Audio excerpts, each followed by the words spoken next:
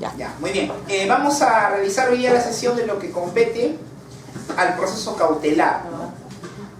Vamos a dar unos aspectos dogmáticos, teóricos, para analizar cada una de las medidas, ¿no?, cautelares o técnicas o instrumentos, ¿no?, que los abogados podemos emplear, ¿no?, para el aseguramiento o el cumplimiento o la eficacia del resultado de un proceso. En principio, ¿cómo vamos a entender el proceso cautelar? El proceso cautelar lo vamos a entender como un conjunto de actos y etapas, ¿no?, necesarios para qué. Yo mencioné tres aspectos: asegurar, cumplir y efectivizar.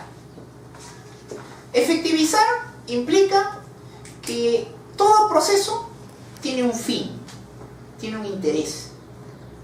Entonces, como en todo proceso sabemos que existen actos y etapas que debemos cumplir, ese conjunto de actos y etapas que son necesarios, ¿no?, para determinar si se estima o no la pretensión o el interés que yo pueda plantear, puede acarrear que por el tiempo, ¿no?, ese interés o esa pretensión devenga en ineficaz.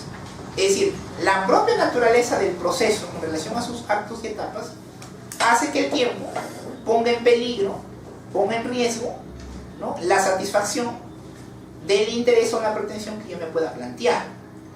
Entonces, el proceso cautelar es el instrumento, unos lo llaman instrumento, lo llaman técnica, lo llaman herramienta, para hacer eficaz la pretensión o el interés que se pueda plantear en un determinado proceso. Pero no solamente hablamos de eficacia, también hablamos de cumplimiento. La medida cautelar, el proceso cautelar, es una técnica, es un método, es un instrumento, ¿no?, que nos va a permitir que se cumpla, ¿no?, la pretensión, que se cumpla el interés, ¿no?, que yo pueda plantear en un determinado proceso judicial. Entonces, el aspecto cumplimiento, ¿no?, que algunos asumen como un fin del proceso cautelar, ¿no?, es un fin permitido o aceptado dentro de la perspectiva cautelar civil, ¿no? ¿Por qué? ¿Por qué en la perspectiva civil y por qué no en otro ámbito del derecho como en el ámbito penal? Haciendo un paréntesis para que también tomen en cuenta, ¿no? Lo que ocurre es que yo en materia penal, que ustedes también saben que existen procesos cautelares en materia penal, ¿no? Entonces, si yo digo, o si yo afirmo que una medida cautelar, como por ejemplo, ¿no?, la prisión preventiva, que es una medida cautelar, ¿no?, pero en el ámbito penal, ¿no?, y si yo digo que tiene como finalidad hacer cumplir la sentencia, yo estaría realizando, estaría manifestando un adelantamiento del resultado del proceso. Y con una cautelar, yo no puedo asegurar, yo no puedo afirmar, ¿no?, que efectivamente me van a dar la razón. ¿Por qué? Porque en las cautelares, vamos a ver ya los presupuestos, ¿no?, un elemento es la llamada apariencia o la verosimilitud del derecho. Cuando hablamos de cautelares, hablamos de apariencias. Pero yo en materia penal no puedo hablar de apariencias. ¿Y por qué no puedo hablar de apariencias en penal? Porque en penal está el principio de presunción de inocencia. Entonces yo no puedo afirmar en penal, o no puedo afirmar en materia penal, que el proceso cautelar tenga por finalidad el futuro cumplimiento de la sentencia, porque estaría manifestando o afirmando un adelantamiento de la pena, y eso en materia penal está proscrito. Pero en materia civil, yo sí puedo afirmar que el proceso cautelar me va a permitir el cumplimiento de una sentencia. Es decir, la cautelar puede ser ya el cumplimiento de una sentencia. ¿Y en qué caso palpable se puede probar, ¿no?, esta finalidad? En un proceso de alimentos, ¿no? ¿Por qué? Porque la medida cautelar, ¿no?, de asignación anticipada, es en sí el cumplimiento de la sentencia. Porque tú que estás pidiendo, es decir, ¿cuál es tu pretensión y cuál es tu interés en una demanda de alimentos? La fijación de una pensión o un monto, ¿no?, de pensión alimenticia. ¿Y qué te da la cautelar? La determinación de una pensión alimenticia. Entonces la cautelar es en sí la sentencia. Entonces, en materia civil, yo sí puedo afirmar que una medida cautelar tiene por finalidad el futuro cumplimiento de una sentencia. Entonces, vamos dos finalidades. Vamos con la eficacia y vamos con el cumplimiento. Ahora, profesor, usted nos ha señalado, ¿no?, que la medida cautelar es una herramienta, es un instrumento, es un medio. ¿Un medio de qué? De un principal. Lo principal es el proceso. Cada uno de los procesos que hemos podido analizar hasta ahora, divorcios, desalojos, hemos visto prescripciones, hemos visto desalojos, hemos visto tercerías. Cada uno de los casos que hemos podido ver puede ser admitible, es aceptable, ¿no?, que se puede interponer una medida cautelar. Hoy en lo que vamos a tratar de hacer es cómo esos procesos, entre comillas, principales, ¿no?, para asegurar los resultados de esos procesos, cómo o qué medida cautelar yo podría invocar, yo podría solicitar para que precisamente, ¿no?, esa pretensión, que se me declare propietario, que se me declare poseedor, que se declare incapaz, que se me declare poseedor, que se me restituya el bien, cualquiera de esos escenarios, ¿no?, pueda ser eficaz. En cualquiera de esos escenarios yo tenga la seguridad que mi pretensión, mi interés, al margen del tiempo, ¿verdad?, yo tenga asegurado, yo pueda ser eficaz, o yo pueda hacer que en verdad se cumpla mi pretensión, o yo pueda hacer en verdad que se cumpla la sentencia. Entonces, ¿cuál es la finalidad del proceso cautelar? Asegurar, cumplir o efectivizar la pretensión, ¿no?, o el interés que se tenga en un proceso principal. ¿De acuerdo? Siempre hay un principal y puede haber un cautelar. Puede. ¿Por qué puede? Porque un requisito o un presupuesto de una medida cautelar es que es a solicitud de parte. Es decir, la parte interesada en relación a su pretensión o sus pretensiones puede solicitar, ¿no?, la determinación de una medida cautelar. Entonces, es a iniciativa de parte. Ahora, a iniciativa de parte, ¿qué debo yo demostrar o qué debo yo acreditar para que efectivamente el juez me conceda o no una medida cautelar? En la doctrina hay 4 presupuestos muy discutibles, 2 de ellos, ¿no?, y 2 de ellos son, se podría decir, innegables, es decir, de todas maneras se van a tener que acreditar, ¿no? Uno de estos es el peligro en la demora. Ahora, el peligro en la demora es un presupuesto inherente a todos los procesos judiciales. Es decir, todo proceso judicial, por su propia naturaleza, por su propia razón de ser, ¿no?, en el sentido que se manifiesta en un conjunto de actos y etapas, va a haber un tiempo de por medio, ¿no? Ahora, nosotros hemos visto, ¿no?, que en el Perú los procesos cognitivos, llamados de conocimiento abreviado y sumarísimo, ¿no?, son procesos cognitivos en su terminología dogmática, ¿ya? Ustedes cuando escuchen procesos cognitivos, ustedes tienen que representar que pueden ser conocimiento abreviado o sumarísimo, ¿ya? Ahora, ¿qué ocurre? En esos 3 procesos hay actos y etapas. Ahora ustedes miran, doctor, pero en esos procesos hay actos y etapas más cortos o más breves y otros más largos, más extensos. Sí, pero al fin y al cabo hay tiempo de por medio. Y el tiempo de esos actos y etapas puede conllevar a que mi pretensión, a que mi interés, por ese tiempo, sea ineficaz o sencillamente ya no se pueda cumplir o ya no se pueda realizar. Sea irrealizable, sea inejecutable, sea ineficaz. Entonces, para asegurar de que el tiempo por esos actos y etapas impida que mi pretensión o mi interés sea ineficaz o no se pueda cumplir, es que un presupuesto que se solicita, que yo tenga que acreditar, es el llamado peligro en la demora. Es decir, el peligro existe por el tiempo. Doctor, y en ese caso, ¿cómo pruebo? ese presupuesto solo se invoca, solo se señala. ¿Por qué? Porque la propia naturaleza de todo proceso hace que el tiempo sea un peligro. No tengo que, entre comillas, acreditar con algún medio probatorio, no. Se señala, se invoca, se afirma. ¿Cuál es el segundo requisito? El segundo presupuesto es la llamada verosimilitud o apariencia del derecho. ¿Qué implica la apariencia del derecho?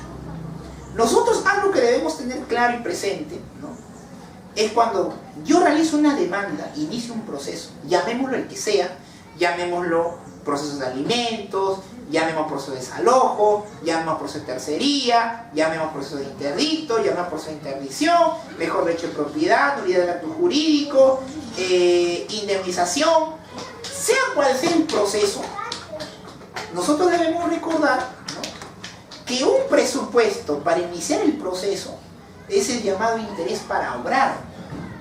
Y el interés para obrar, ¿qué es el interés para obrar? No es sino el derecho que yo invoco. ¿Para qué? Para que sea tutelado por el Estado. Concretamente, para que sea subtutelado por el Poder Judicial. Entonces, yo para iniciar un proceso judicial, yo tengo que invocar un derecho. Lo invoco. Derecho de posesión, derecho de propiedad, derecho de crédito, derecho sobre algún contrato, derecho sobre alguna cláusula, derecho crediticio, pero al fin y al cabo, un derecho. O un derecho moral, familiar, en el caso de la interdicción, pero al fin y al cabo es un derecho. Entonces, un segundo elemento que me solicita para solicitar una medida cautelar es que yo tenga que señalar, afirmar en qué consiste ese derecho. ¿Qué derecho yo tengo? Tengo derecho a poseer, tengo derecho de propiedad, tengo derecho de crédito, tengo un derecho personalísimo, tengo un derecho sobre un contrato, tengo un derecho familiar. ¿Qué derecho tengo? Ese derecho se señala, ese derecho se afirma. ¿Por qué? Porque en la medida cautelar no vamos a probar. No hay actividad probatoria en una medida cautelar. Son afirmaciones. Son apariencias. Pero mi relato, mi narración, mi afirmación, tiene que estar orientada a convencer al juez de que efectivamente yo tengo aparentemente un derecho. Y por eso el juez, ¿no?, me va a conceder la medida cautelar. Entonces, una primera conclusión sobre los presupuestos es que hay dos presupuestos que son meramente declarativos. No, el juez no necesito yo entrar a una etapa de probanza, porque la etapa probatoria es en un proceso judicial, pero acá no hay proceso. La medida cautelar es un instrumento, es un medio. Entonces mi narración, mis afirmaciones deben estar orientadas a convencer al juez que aparentemente, ¿no?, las medidas cautelares no hablamos de verdades, hablamos de apariencias. La verdad es en el proceso. En la cautelar hay una apariencia. Aparentemente yo tengo un derecho. Doctor, ¿y cómo yo aparentemente podré tener un derecho? Bueno, pues, si yo, por ejemplo, en una demanda de alimentos solicito una medida cautelar, aparentemente yo tengo el derecho porque tengo la partida de nacimiento. En la partida de nacimiento, aparentemente, yo tendría, o mejor dicho, yo, si solicito una demanda a mi padre, yo tengo aparentemente ese derecho porque yo soy hijo de esta persona. Aparentemente, ¿no? Ahora, los montos, las cuestiones de si yo tengo estudios exitosos o no los tengo, o si estoy en un estado de necesidad, eso se va a tener que demostrar en el proceso mismo. Pero aparentemente yo tengo el derecho, sí lo puedo tener. En un caso de interdicción, yo podría solicitar como medida cautelar, ¿no?, la administración de los bienes de mi padre como medida cautelar. Ahora, ¿cómo yo pruebo la administración? Yo en el proceso demostraré, ¿no?, que mi padre, por su estado de incapacidad, ¿no?, está despilfarrando su dinero, ha incurrido en mala gestión, pero eso se prueba dentro del proceso principal. En el proceso cautelar, ¿qué es lo que tengo que probar? Que es mi padre. Y yo tengo el derecho como hijo a preservar sus bienes. Nada más. ¿Cómo lo pruebo? Con la partida nacimiento. El hecho de que mi papá sea un pródigo, haya incurrido en mala gestión, el hecho de que mi padre quizás sufra de deterioro mental, eso se prueba en el proceso, no en una cautelar. ¿Se dan cuenta? ¿Qué medio probatorio? Una partida de nacimiento. Doctor, y si yo quisiera, por ejemplo, una demanda de nulidad de acto jurídico, yo quisiera evitar que el comprador que abusó del deterioro mental de mi papá no lo venda a otra persona de mala fe, ¿qué medida cautelar podría solicitar? Podría solicitar, por ejemplo, una anotación de demanda. Podría ser. ¿Y qué me asegura esa anotación de demanda? Me asegura que todo comprador a futuro sea de mala fe. ¿Y qué tengo que acreditar para la anotación de demanda? El derecho que yo tenga sobre ese acto. Y ese acto, si es nulo, ¿verdad? Nulo, artículo 5 del Código Civil, que dice: todo acto jurídico que atente contra el orden público. Y que el orden público, ¿quién es el interesado cuando hay de poner el orden público? Cualquier persona. ¿Cómo acredito mi apariencia de derecho? Porque la ley me lo ha reconocido. No tengo que probar más. Ahora, que yo pruebe que mi padre estuvo incapaz, eso es en el proceso principal, no en una cautelar. Entonces, a lo que yo quiero que vean es que los dos presupuestos, tanto la apariencia de derecho como la apariencia de derecho como el peligro en la demora, ¿no?, son presupuestos de carácter declarativo. A lo que le importa el juez es que la narración, las afirmaciones que yo pueda plantear sean coherentes, que tengan relación con el proceso principal. Si no hay relación, obviamente el juez lo que va a hacer es desestimar mi medida cautelar. Ahora, esos son dos requisitos o dos presupuestos que los van a encontrar en cualquier texto referido a medidas cautelares. ¿Y cuáles son esos otros dos que sí son cuestionables? Uno es la contracautela. ¿Y la contracautela a qué se refiere? La contracautela es una garantía. Es decir, cuando yo solicito una medida cautelar, yo debo ofrecer una contracautela, debo ofrecer una garantía. ¿Y por qué debo ofrecer una garantía? Porque la medida cautelar va a recaer ¿sobre qué? Sobre derechos o sobre bienes. ¿De quién? De la otra parte o de las partes demandadas. Y obviamente la medida cautelar, al caer sobre derechos o bienes, ¿qué va a implicar? Que el uso, el disfrute o la disposición de esos bienes se va a restringir. A ver, un ejemplo.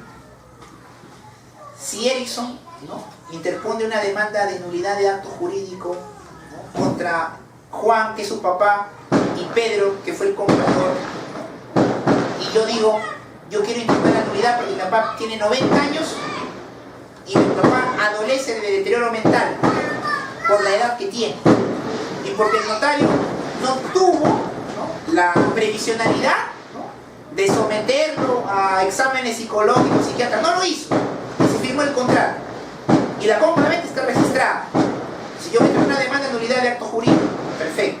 Ahora, yo quiero presentar una medida cautelar. ¿Qué medida cautelar? Voy a solicitar, por ejemplo, una anotación de demanda. Muy bien. Profesor, pero la anotación de demanda no va a impedir que el vendedor venda el bien, lo puede vender. El comprador puede venderlo a uno, dos o tres personas, lo puede hacer. Pero yo me hago una pregunta.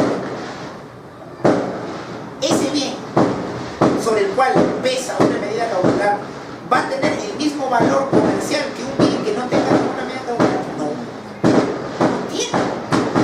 Entonces, si yo le estoy causando un perjuicio o no, si estoy causando un perjuicio, ¿qué pasa si en el proceso papá con 90 años no tiene deterioro mental. Está lúcido. Tendrá 90 años, pero está en pleno uso de sus facultades mentales.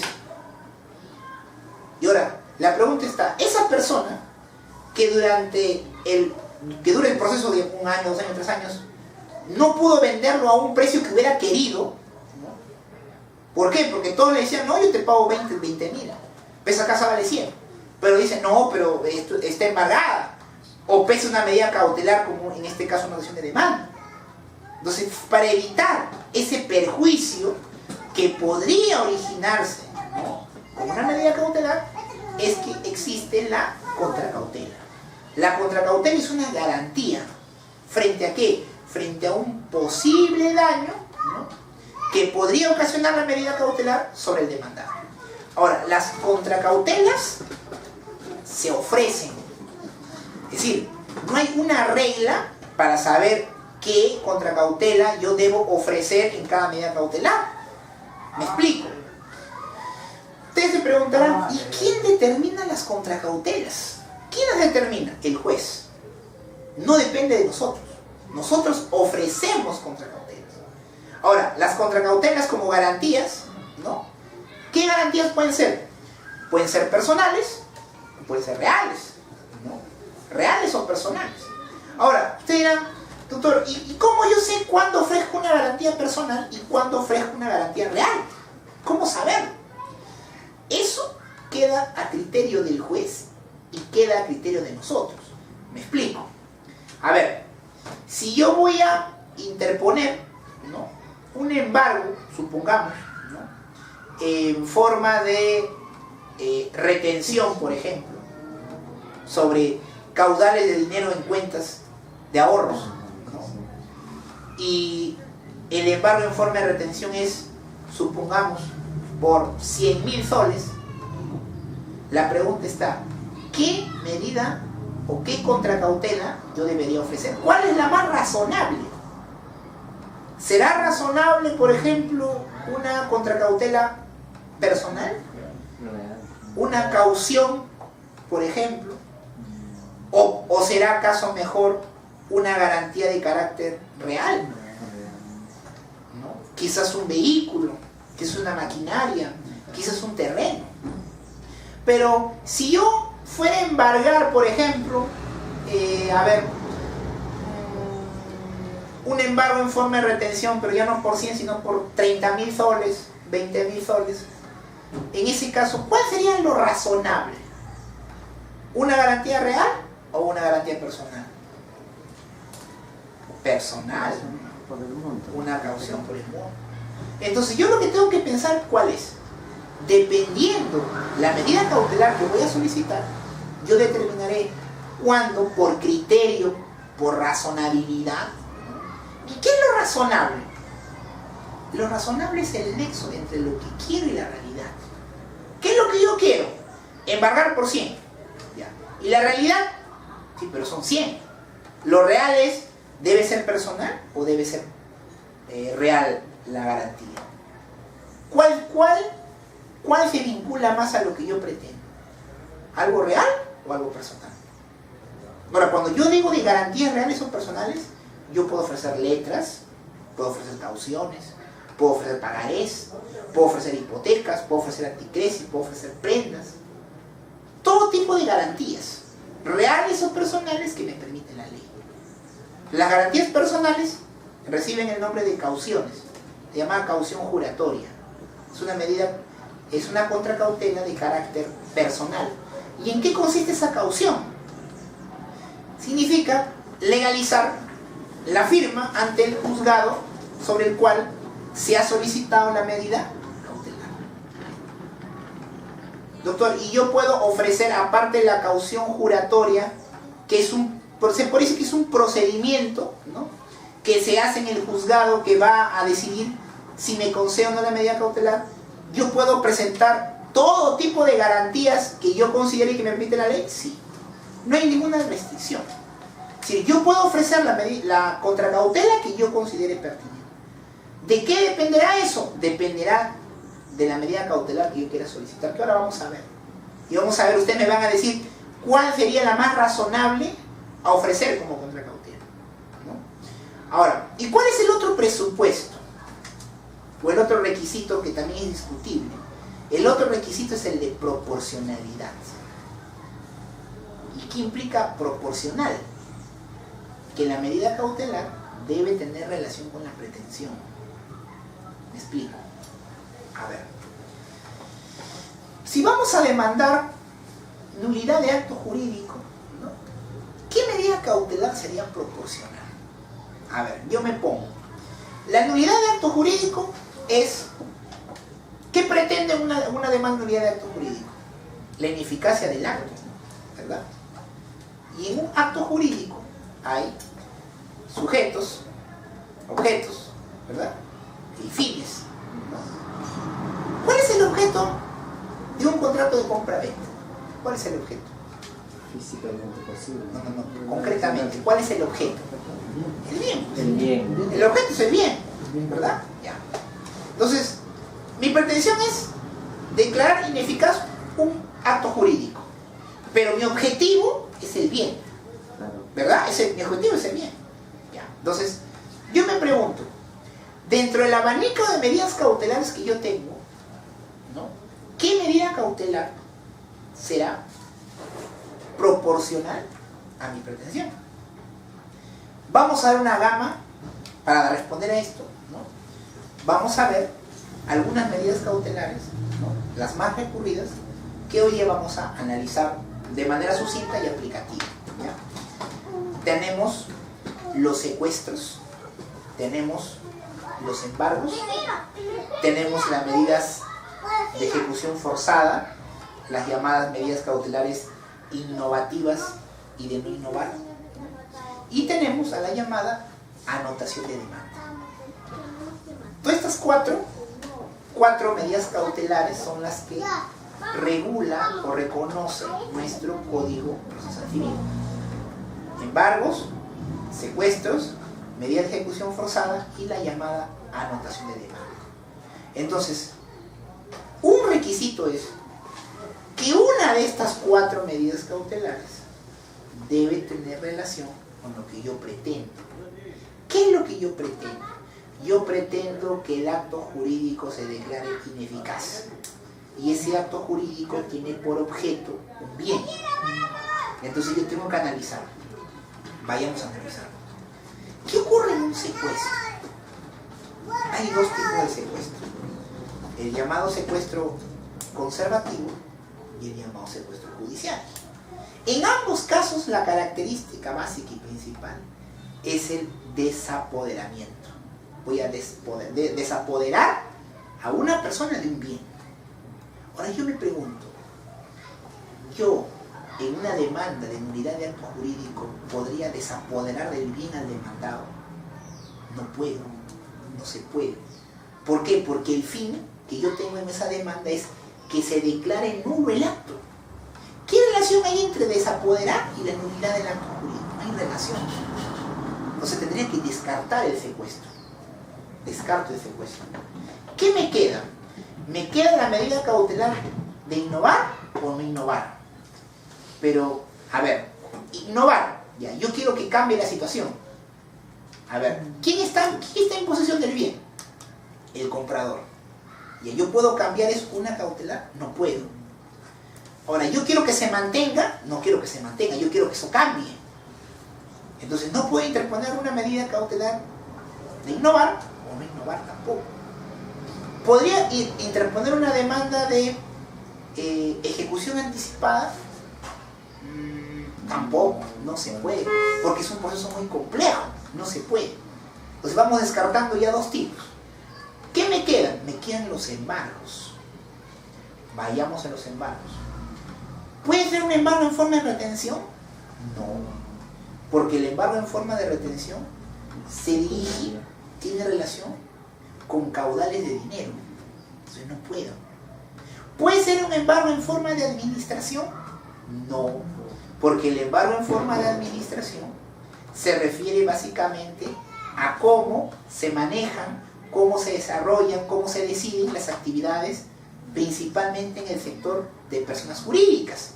Y acá no hay un tema de personas jurídicas, hay un tema de un acto. Entonces, ¿no puede ser un embargo en forma de administración? No. ¿Podría ser un embargo en forma de recaudación? Tampoco, porque se dirige a una actividad concreta. No se puede hacer eso. ¿Podría ser un embargo en forma de inscripción? Podría ser un embargo en forma de inscripción. Pero yo me pregunto, el embargo en forma de inscripción, ¿no? ¿Cuál es la finalidad? Asegurar que en un futuro el bien se vaya a rematar. Pero yo no quiero que se remate el bien. Yo quiero que el acto se declare nulo, ¿verdad?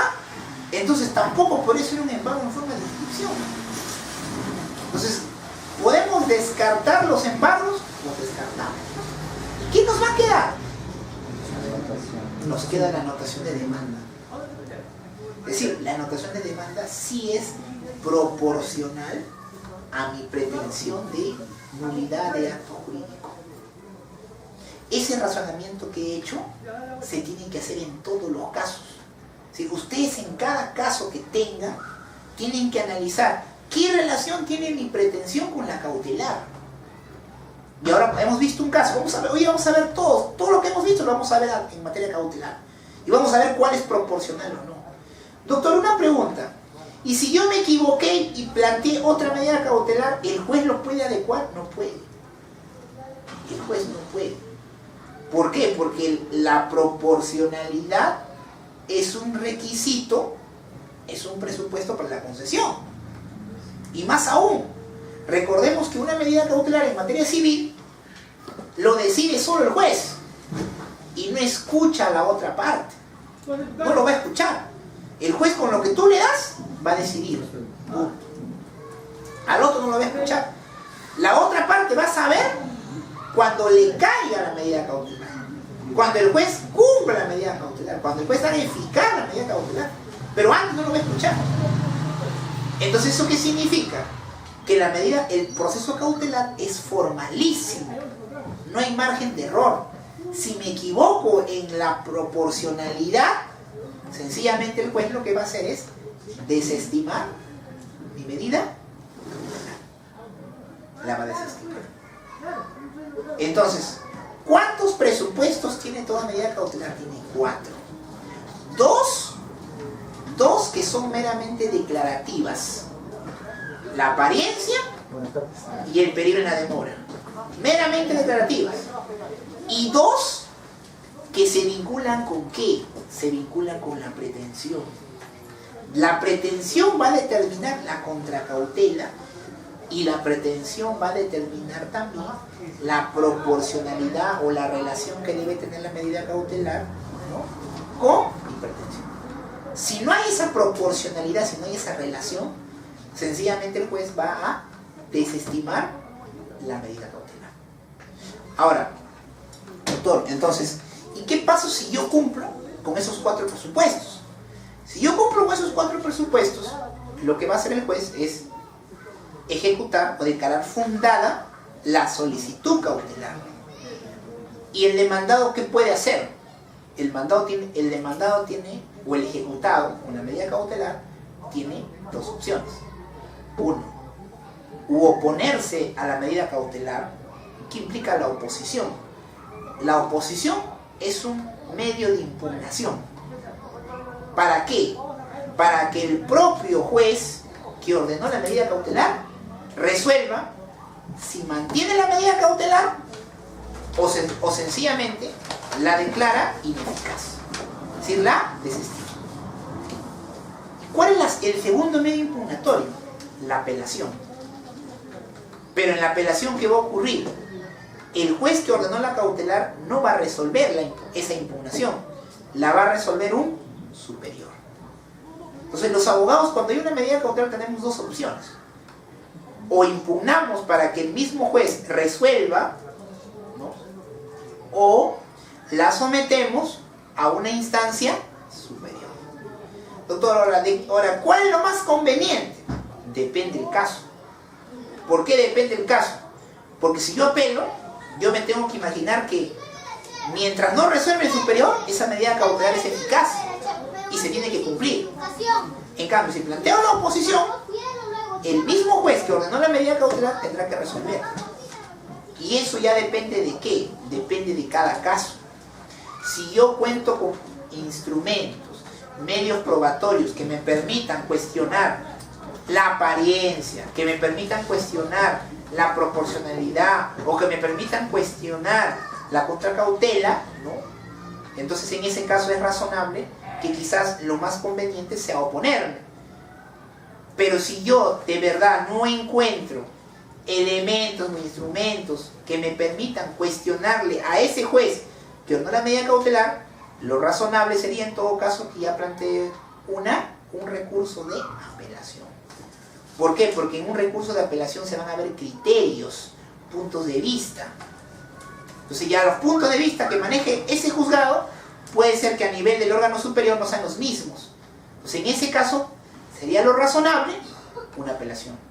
Pero si yo cuento con los elementos suficientes para desvirtuar, ¿no?, la medida cautelar, entonces en ese caso es razonable que yo pueda presentar mi oposición. Ahora, una cuestión interesante: la resolución que resuelva la oposición puede ser también impugnable.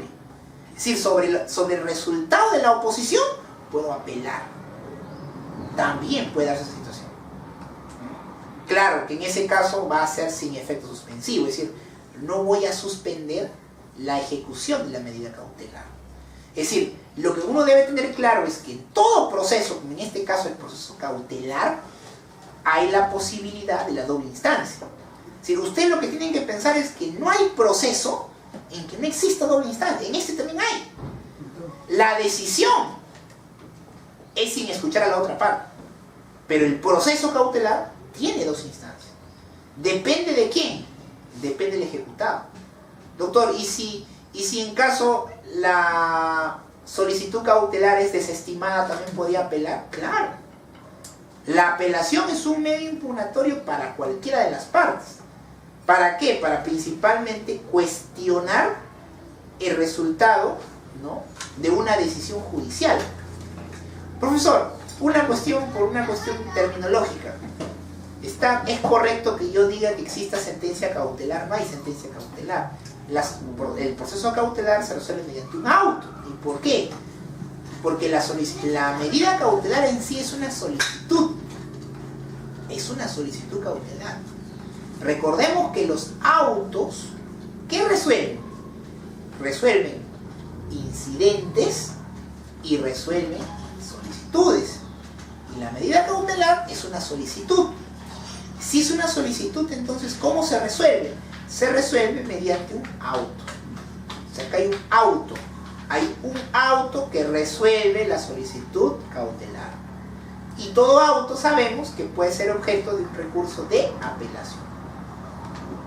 ¿Ya? Todo auto puede ser materia de un recurso de apelación. ¿Hay algún plazo? ¿Hay un plazo? ¿Cómo? ¿Después de que ahora esos autos están dados?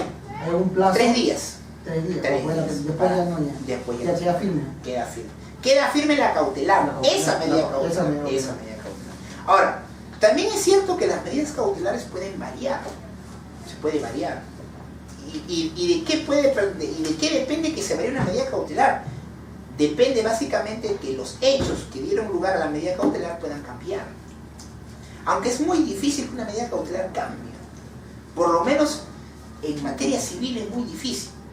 Básicamente las medidas cautelares sujetas a cambio básicamente se dan en materia de familia, no tanto en civil. ¿Y por qué en civil no? Porque en civil los hechos que dieron lugar al proceso no van a cambiar. En cambio, en familia las situaciones cambian. Y eso puede dar lugar a que la medida cautelar inicialmente solicitada varíe, o en todo caso que la medida cautelar se deje sin efecto, que se extinga la medida cautelar. Es decir, una medida cautelar también se puede extinguir. ¿Cuándo se puede extinguir? Cuando los presupuestos que dieron lugar a la medida cautelar ya no existen. Un ejemplo, supongamos, ¿no? Yo le debía plata a mi papá, ¿ya? Debía, no sé, pues, obligación de resumen de dinero. Le debía 50.000 soles a mi papá. Mi papá me inició un proceso de obligación de resumen de dinero, ¿no?, en virtud de un contrato de mutuo, ¿no? Y mi papá interpuso una medida cautelar ¿Qué medida cautelar? Pongamos un embargo en forma de retención sobre mi cuenta, ¿no? Al año del juicio, mi papá muere. Y yo soy su único heredero. ¿Qué pasaría con esa medida cautelar? A ver, volvamos al caso, ¿ya? Ya. Yo le debo a mi papá 40.000 soles, ¿ya? Mi papá solicitó un embargo en forma de retención para que mi cuenta en el BCP me retengan los 40.000 soles, están retenidos. Al año del proceso mi papá muere, Antes que no se vea. ¿ya? Y yo soy el único heredero de mi papá. Entonces, mi papá tenía la apariencia de derecho, ¿no? Él era aparentemente mi acreedor. Pero ahora la situación ya cambió, pues. Ahora, ¿quién es el acreedor? Yo soy. Y yo no puedo ser acreedor y deudor a la vez, pues. Entonces la medida cautelar se extingue. Cuando es en forma de inscripción de un predio, Igual. ya está listo para remate.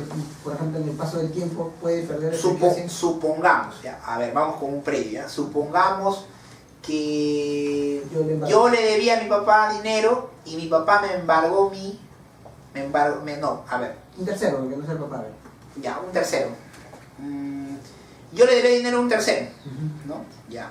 Yo le debía dinero a un tercero y el tercero embargó mi propiedad. En forma de inscripción. Ya. ¿Cuál es la pregunta en este caso? Si esa forma de inscripción tiene para prescribir o no. No prescribe. No. No. Hay una cosa interesante, ¿eh? Escuchen lo que les voy a decir, ¿eh? Las medidas cautelares inscritas en registros públicos no prescriben, ¿eh? ¿Y cómo pierde eficacia? ¿No había forma? Esperen. Miren, hay una cosa bastante interesante en ese tema. No debemos confundir algo. No confundamos garantías reales inscritas en registros públicos con medidas cautelares inscritas en registros públicos. Las garantías reales sí prescriben.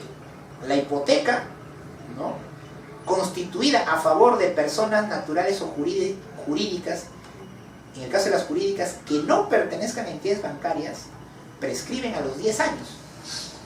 A los 10 años, supongamos, yo constituyo una hipoteca a favor de él, ¿no?, y él, si en 10 años no ejecuta esa hipoteca, yo puedo solicitar la caducidad de la hipoteca.